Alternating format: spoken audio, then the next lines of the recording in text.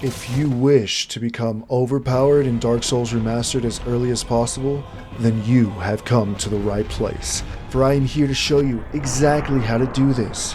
We're not just surviving, we're tearing through obstacles with calculated precision. This is no ordinary Dark Souls guide. This is a masterclass in becoming an unstoppable force. This is a power trip that will leave you craving for more. In today's video, we're going on rip runs, where I will guide and walk you through all of the steps along the way, as we will venture across dangerous paths and into unforgiving territories.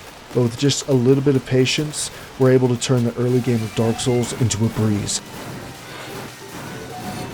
And hopefully give you all the tools necessary to further build your character however you would like, and as easily as possible. I love this game and wish for you to fall in love with it if you haven't already. So grab your controller, because it's time to become a true Lord of Lordaeron. Welcome to the ultimate Dark Souls Domination Guide. Without further ado, let's jump right into it.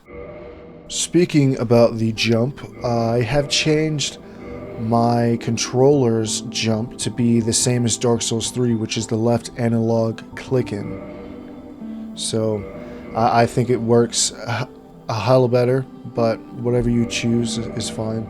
Same with the class, you can choose any class, but the gift that we're going to need to start with is the Master Key. So you could choose a Thief, which also starts with the Master Key, and then choose a different gift, or you could choose a Pyromancer. Doesn't matter.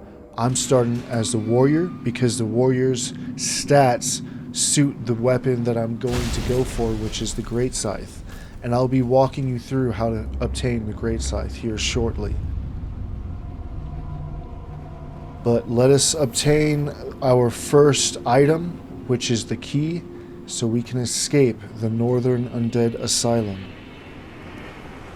Yes, the dungeon cell key is what we're going to need to pick up. And it almost seems a little bit too suspicious that the knight had the key. That was the freedom to our imprisonment, I wonder. So let's rub the demon's belly for good luck, and we'll head through this door to the left of him. Let's quickly move to pick up our class items in this alleyway, and a simple strafe left to right will dodge these arrows. Once you pick up your class items, we can equip them and practice our backstabs. Now careful for the next stair set, because there's a ball that wants to smash into you, but to the right side of the stair set going down is a little shortcut to the bonfire that I do not show, but it exists. So just take note of that.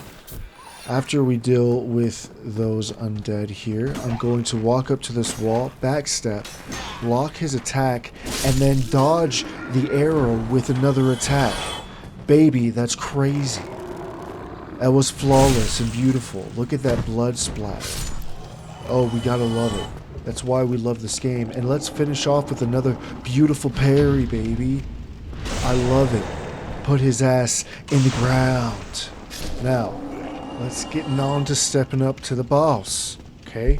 So, we're gonna prepare ourselves for the plunging attack. Now, I had a little ritual of drinking all my flasks before the fight, and I had a certain run that didn't really go so hot, and this is that run. Like, what the hell? The music's still playing outside of, like, I have no idea what's going on. I've never seen this. I've been playing this game for over 10 plus years, I think, or something like that, and dude, that's crazy. And then of course I get another glitched out plunging attack. I was really regretting my ritual of drinking all the flasks, but you know, we got it on the same run, baby. Hitless, because of course if he would have hit me, I would have died. So I basically did that, you know, without taking damage besides fall damage. But we're gonna grab ourselves a big pilgrim's key and one humanity. And then up here at the first stair set, we're gonna take a left and grab ourselves our first soul.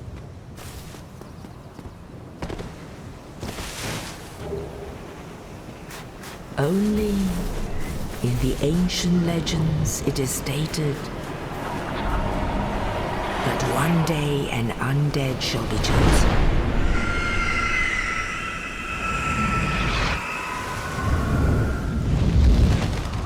To leave the undead asylum in pilgrimage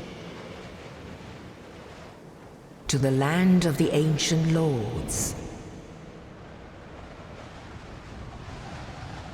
Lordran. So the reasons we're going to be going through a little process called rip runs is because when you first try these, most likely you're going to die. But, you know, that's the process of Dark Souls. They're also called that because we want to have little to zero souls when we're performing these runs. So once we're at Firelink, let's sit down, gain our 10 flasks, and use all the souls that we have to level up. I'm going to use it on Vitality, Strength, and Dexterity. From choosing the Warrior class, with just one level in Strength and Dexterity, I'm already able to use the weapon of my choice, which is the Great Scythe. Then we'll continue to pick up all of the items at Firelink. Humanity is right near where we are, so we'll pick up those 3 Humanity. I'll jump through this window, although you don't need to be so fancy, to pick up some 6 Firebombs. And for some reason, I would really love if anyone would explain in the comments why I received an extra Estus flask. I've been doing this same run every single time, and this one was different. Makes no sense. Anyways, let's continue up this stair set. All the way at the top is going to hold another soul for us. And there's a little alley that we have to jump over into this secret area, which has 4 chests for us. 4 cracked red eye orbs. And then over at this chest, we'll pick up a morning star and a talisman. The talisman's used to cast miracles. But we're really down here for this chest, which has 6 homeward bones. Very, very nice. Yes. And then there's some Lloyd's talismans here. But this is going to be the start of our first rip run, so let's do this. We're going to first take a left past the stairs to grab our large lost soul. Hugging the left side of all these tombstones, we're going to run down these stairs and grab ourselves a Caduceus round shield. Then up here on the right side is another soul. Running through these skeletons, and to the right side of all of these skeletons, we're going to grab the Zweihander. Through these tombstones, down at the edge of the cliff are some binoculars that will come in handy for throwing firebombs. Hopefully you can make it around the back side of these tombstones. It might prove annoying. But we'll grab our last item, which is the winged spear up at the top. And at this point you probably have a horde of skeletons following you, so you can run up to this pillar here, and hopefully the AI will run themselves off the cliff. Although there's a chance that the skeletons take those stairs which lead them directly to you, making things difficult. Then again, there's also a chance that you could land a big boy kill. But you do not have to deal with any of them. It is completely up to you. Because once up this next path, you will either confuse the skeletons, de-aggro them, kill them from confusion, or all of the above. So we could just continue to get those souls around the bend, and then we'll fall down, get these souls, and the next stop is to head into the New Londo ruins, because that is where we will pick up our first Firekeeper soul. As we are heading down this elevator to the New Londo ruins, I'm going to equip my homeward bone because that is very essential to this next part. Don't forget to send your elevator back up, by the way. So let's head to the left, drop down, and grab our nameless soldier's soul. In the New Londo ruins, we can find an escort right here on the right side of this wall. Super easy to miss. And then in this pot here is also another item that is super easy to miss. A transient curse, which is an item that is consumed that lasts a couple minutes, that allows you to deal damage to the ghosts in this next area. Now, before we enter this next area, just be aware of what option your homeward bone is selected on. Let's immediately turn right once we enter, and then around this loop, and there's a little tiny alleyway with a tiny little bridge to walk on. The ghosts might push you a little bit, but continue forward to grab your Firekeeper soul. And then we're gonna homeward bone the shit out of there, baby. Let's get the hell out of there. Yeah, that's what I'm talking about. And then after this, we're jumping back down to the Firekeeper, because she is what upgrades our flasks. And this is the most crucial part to having an OP character in the beginning of Dark Souls, is making sure that every time you sip your drink is that it's giving you a lot of goodness. Alright, then we're going to head directly back into the new Londo ruins, entering the other ruin to use our master key, going into the Valley of the Drakes. Let's not forget about our soul that's right next to the door. Very easy to miss. And let's also forget about heading into Blighttown currently. We need to pick up a couple items to make Blighttown a lot easier. One in particular. But these items we do not need to pick up. If you want a sword and shield, that's what's laying down. But if you do pick up those items, it'll forever aggro that dragon. So I'm just going to ignore that and pick up this soul right next to him. Now let's continue down the side of the mountain, and I'm going to wield the caduceus round shield that we picked up in the graveyard, lock onto him, and just simply strafe to the right of the dragon. Be careful for getting caught into his wings. That happens, but it's alright. Up here I'm going to show you exactly what would happen if you're naked and you hold up the shield. Not much damage is taken. So everyone can get past this part. All you have to do is pick up that shield and hold block. As I'm running up to this elevator, I'd just like to say to any newcomers that have tried this on their first try and succeeded within their first several tries, you know, it's a damn good job and you should be proud of yourself. Let's sit at the bonfire, just because it'd be a pain in the ass to run all the way back here from Firelink, because this is going to be our next rip run. And don't forget to send your elevator back up. So let's hug the right side of the bridge until he activates his attack. Then we'll strafe to the left side and quickly as possible pick up those items. Then run, hugging the right side of the bridge all the way to the back until you reach the ladder.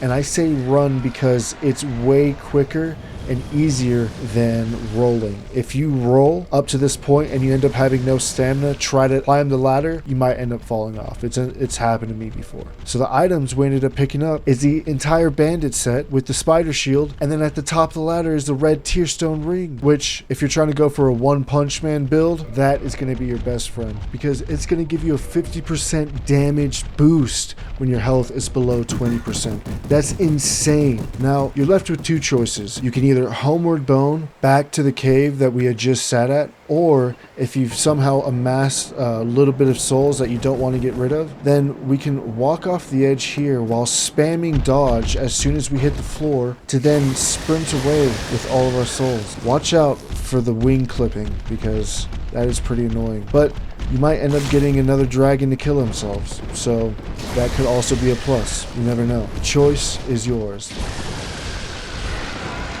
Let's find ourselves back at the bonfire, maybe kick some spirits in the head, and then we're off for our next challenge, which is not necessarily a rip run, but we could technically consider it one, as the Black Knight is no mere pushover of an enemy. Or maybe they are? Naturally, the Black Knight only drops a blue Titanite chunk, but hopefully you get either one of his armor pieces, his shield, or the Black Knight halberd. And he's also next to the Grass Crest shield, which increases stamina regen by 10 points per second. So two amazing items right next to each other. And just up the way is the leather armor set as well as the longbow with some feathers to match it. We're going to continue up the ways. I'm going to equip the leather armor set just so you can see how it looks. And there is a crystal lizard. A little cute guy for us to murder. Yeah. Such a sad story. I ended up getting a Titanite chunk, but naturally he's only going to give you 2 twinkling Titanite. Then we'll continue up all the way to the top. We'll head to the left. Defeat this tree that wants to stay on my body, and into the Undead Parish, where we will meet the Andre, the blacksmith. Well, you must be a new arrival. I'm Andre of Astora. If you require smithing, then speak to me. And we'll finally have ourselves a hurrah, because that's what we deserve. we finally reached the reason that we're going to become overpowered. While we're here, we're going to spend all of our souls on Titanite shards, because we're about to embark on technically one rip run. Don't get yourself. Because, you could die in this next part, but as you're going to see in just a second, we can just easily run around these guys and get what we need. Which is the Firekeeper's Soul, our second Firekeeper's Soul. Starting the game, we're kind of far into it, but starting the first area with 2 Estus Flask upgrades is simply incredible. It's simply amazing, and I wouldn't want to start any other way. Let's upgrade to our second level of Flask tier, and then we're going to prepare ourselves for our almost final rip run. So, equip whatever you need to make yourself feel comfortable. All we really need are our homeward bones, at least 2 or a couple of them, and our 100% damage reduction shield, which is our spider shield. And the most important part is that Firelink is our recall hub, and we do not sit at any other bonfires, period. Inside of the catacombs, we're going to hug the wall holding up our shield. Our shield is our best friend. Through this door, we're going to roll so we don't take damage. We're going to continue to run for our dear life into the catacombs, into the darkness, and then we're going to take a left into the broken piece of wall. We're going to dodge as soon as we get into the open, and we're going to attack this lantern holder. It's very important that we continue to walk and spam attack so our attack gets off. As you can hear, there's a skeleton spamming in the back, but we're going to continue to spam attacking until he's down. I take a second to look, but he ends up hitting me, but it's okay because I get him down, and then at the last second a skeleton attacks me, but I'm able to get the lever, which is the most important part. And with our 100% damage reduction shield, the spider shield, we're going to hold it up. But all we have to do is one heavy attack to make him fall down, and then we are able to make a dash for our life, but that should buy us some time. Of course, I take damage on the exit, but it's okay, because right in this area is a pretty good spot to heal up with our upgraded healing flask. Then we're going to block there, hopefully send that guy off. And if you choose to go to the left, make sure you got to roll through that pot. We're going to head inside of here. We're going to block all of the damage coming through. And you have to try your very best to not aggro the third skeleton lurking in the right side of the room. And it's important that we don't pass the wall before this guy starts running. Once he starts running, then we're in the clear, or he's going to stop and shoot fireballs. He actually stops right there and shoots fireballs, but once we get into this room, we're actually free to take another Estus drink. Make sure to dodge all of the arrow attacks and take a left to grab another soul before we exit and take a right. We can't cross the bridge right now because we have to activate a lever. We're going to keep running. Let's dodge past these skeletons, and before I activate the lever, and before it gets too crazy with skeletons, too crowded, I'm going to head in the back and grab a Proud Knight Soul. Dodging my way out of here. We have to pull the lever in time. And as you can see in the back, it activates the bridge, so now we can cross. Let's dodge our way out of here, across the side of here. We're going to keep running. This is intense. This is the most intense part. We're gonna cross the bridge right here. We're gonna hold up our shield. We're gonna block both of the attacks, run behind them, and then we're gonna jump to glory, to salvation. If any of the skeletons follow you on, you have to block their attacks, and that's it. You block their attacks, they fall off, and then you're able to get the Great Scythe. We are now in it. We have the most insane weapon. This is my favorite weapon moveset in the game. The Great Scythe is amazing. Every single attack from this is deadly. This weapon has probably one of my favorite two-handed running attacks in any Souls game, on top of the fact that the scaling of this weapon is amazing for any upgrade. Now, without creating too much ruckus, we're going to drop down and we're going to kill another lantern holder. And because of our weapon's amazing moveset, we're going to move closely to the wall, and we're going to heavy attack, send him flying down to his death. And he's actually a super important necromancer to kill, because without him gone, these skeletons are going to continue to annoy us. So make sure to get rid of that guy in any way that you possibly can. Activating this lever allows us access to interact with patches for the first time, as well as an illusionary wall that leads to a bonfire. But remember, we do not want to sit at any bonfires that we find.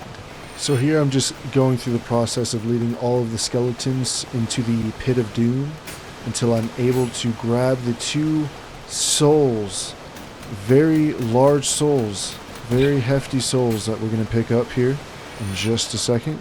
Continuing to deal with these skeletons, just letting them hit my shield and having them follow me all the way till they jump to their deaths, to their second deaths. And then we can pick up a Proud Knight soul in here. You don't have to deal with the skeletons, you can just run in here and grab it. I just wanted to show you. And then there is another Proud Knight soul here, but don't get too close to the statue because it is a trap and it'll damage your life if you get too close. The third just has another skeleton, and I'm gonna just deal with him real quick right before we talk about the next area and what we need to accomplish.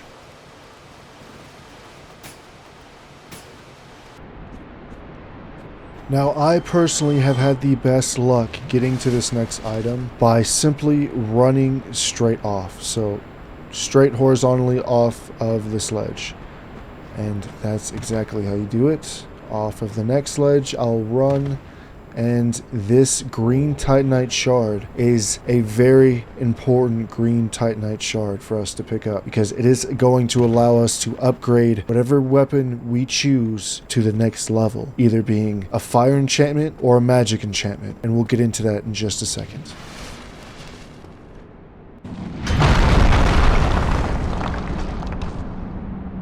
Be gone with you. You'll spoil my focus. Be prepared to enter combat, because some of the skeletons can survive the fall down into Vamos's blacksmith tomb, however you would like to call it. The best way to deal with these skeletons is to let them hit your shield and then heavy attack them. Always let them hit your shield and then heavy attack. Light the bonfire, but do not sit. Again, we want to homeward bone back to the fire link. And up to this point, you should have all of the souls that I have up here. So I'm going to equip them, and I'm going to use all of them up to I'm going to use the nameless soul. But we only need to have 9 Titanite shards in our inventory, and we can level any weapon we want. We can reinforce any weapon we want up to +5.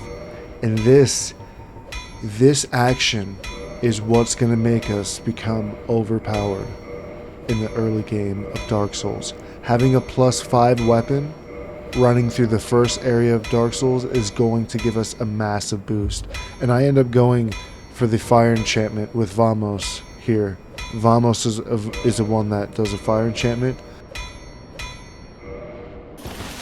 And then in New Londo Ruins, you can actually head down, instead of taking any of these entrances, you can head down these stairs over here, and you can talk to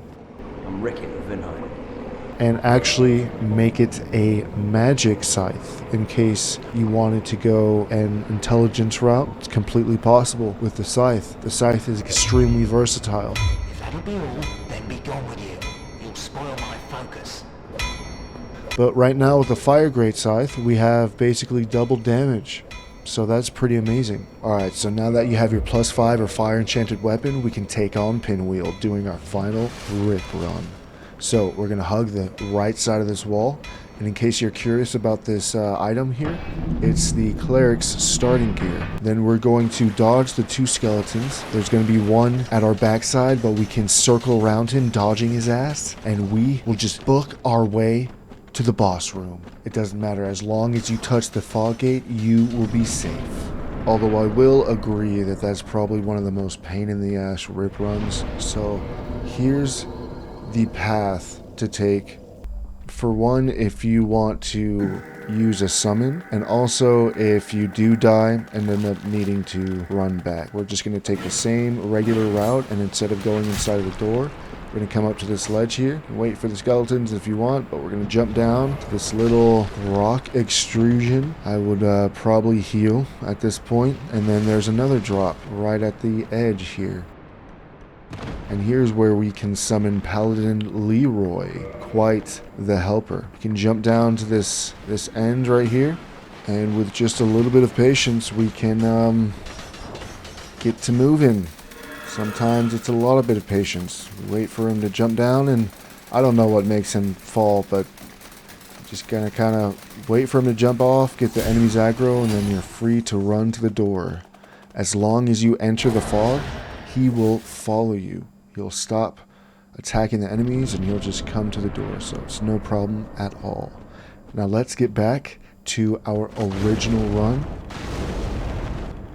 This is the deathless run so far. I've had 2 deathless runs up to this point, and you'll see the next part right after this. But let's get this going, baby. So come on, and let's kill this pinwheel here. So there's really not too much to say about this fight. This boss is actually considered probably one of the easiest bosses amongst all of the Soul series, and that's kind of like a generality between the community.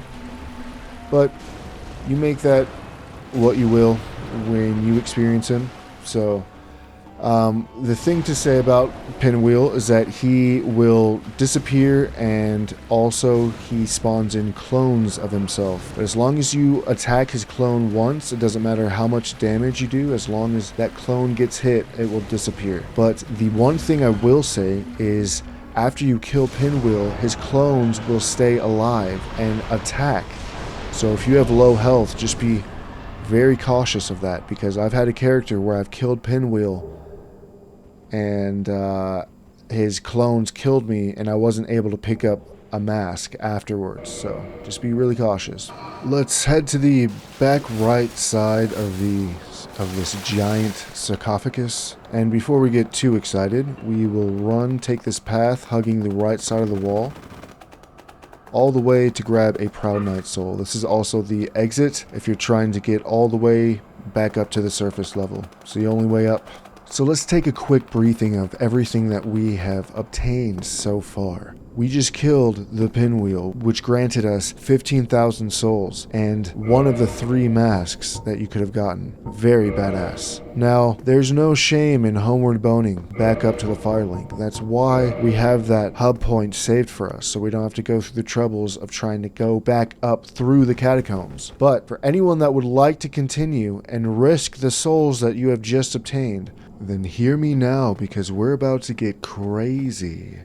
From the ladder that you come out of here, there are prism stones laid about that Patches has thrown. There's plenty of room to walk around up here, but at the second prism stone, right, the second closest prism stone to the ladder, you will find a small little bridge here.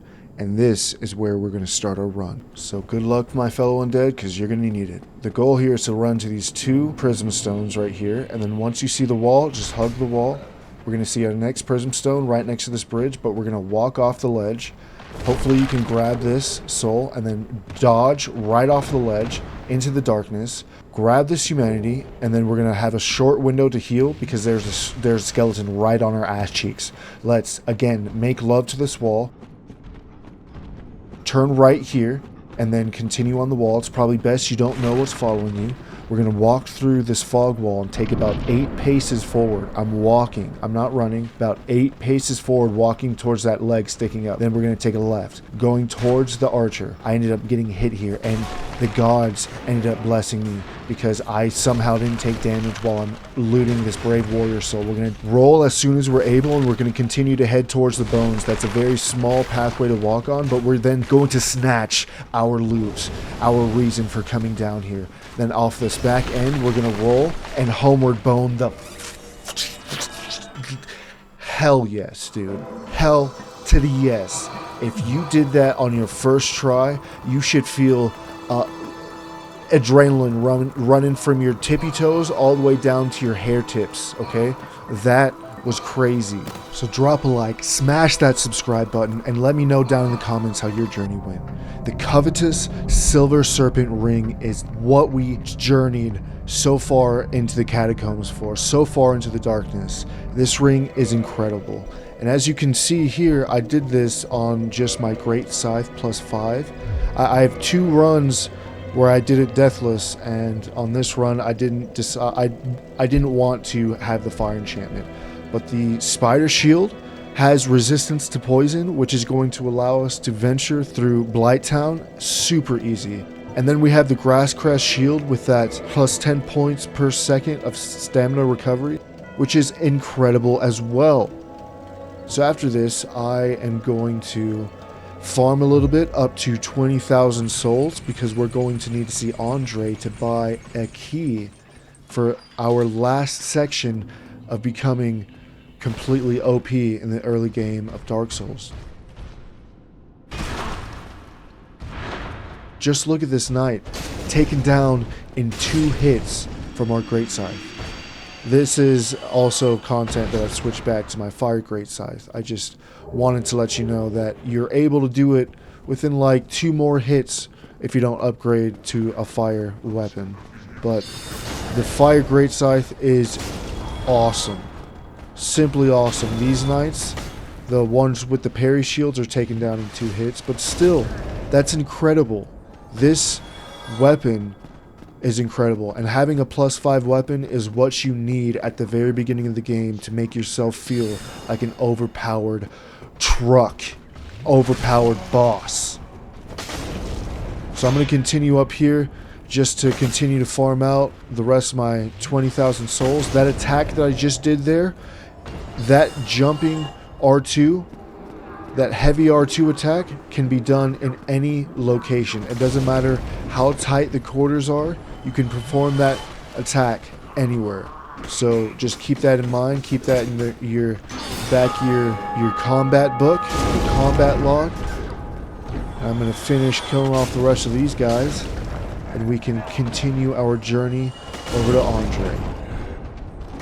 So 20,000 souls seems like a pretty hefty price to pay for a simple key, but it's gonna be extremely useful to us.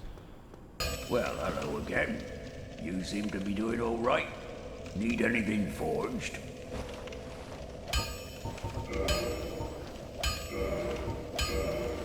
Don't get yourself killed. Neither of us want to see you go hollow.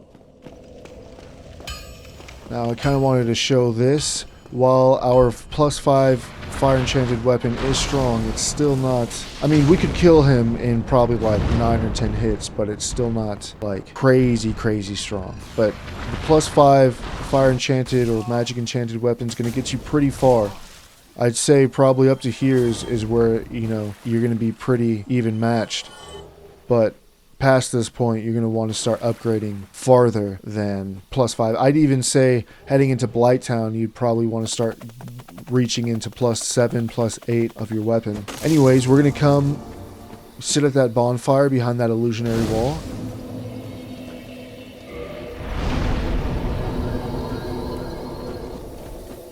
And we can come to this door here, use our crest of Artoris. And inside of this forest is a covenant full of crazy mother flappers. We run all the way in the back here, talk to this creepy kitty, and we will join the covenant. We need to join the covenant because 2 NPCs only show up after you've joined the covenant once. And one of those NPCs are going to have a very overpowered item. One of my favorite items in the entire game, in almost the entire Soul series. I'd gotta say, this has been top tier of my favorite items.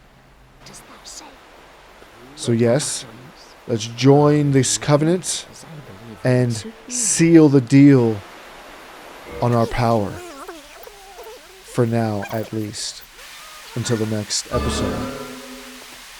But we can skip through all that dialogue. She loves to hear herself talk.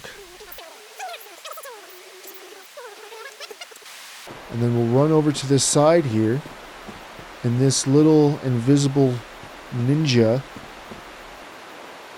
Get over here, little punk ass. He is who we want to kill. After you attack any one of them, all of them are going to aggro, and it's no turning back. So make sure that you actually want to perform this action, because if you do put on the Covenant ring, you know, you could just do the Covenant as it's intended.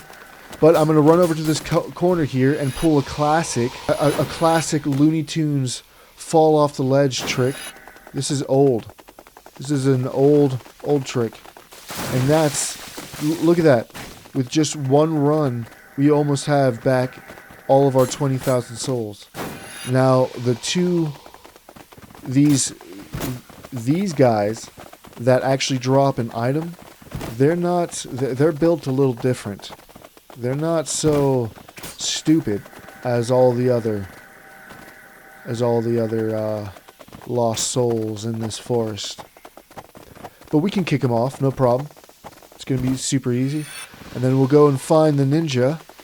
He also will not fall prey to our tricks.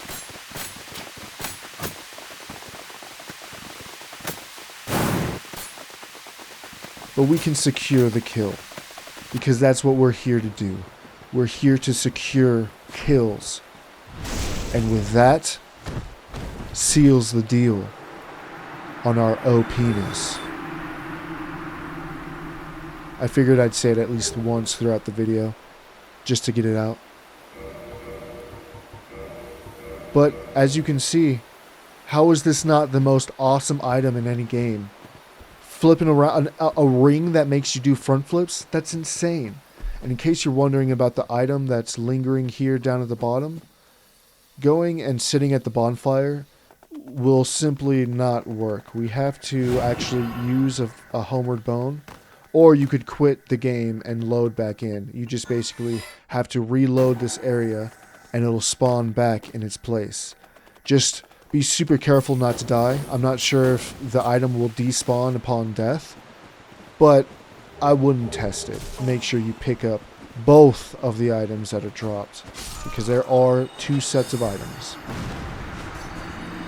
And with that, I'd say that about wraps it up. Enjoy your new OPness in the early games of Dark Souls, because you're going to need it. This game is brutal, and at sometimes quite unforgiving. Until next time, please subscribe, like, and comment on what you'd like to see next.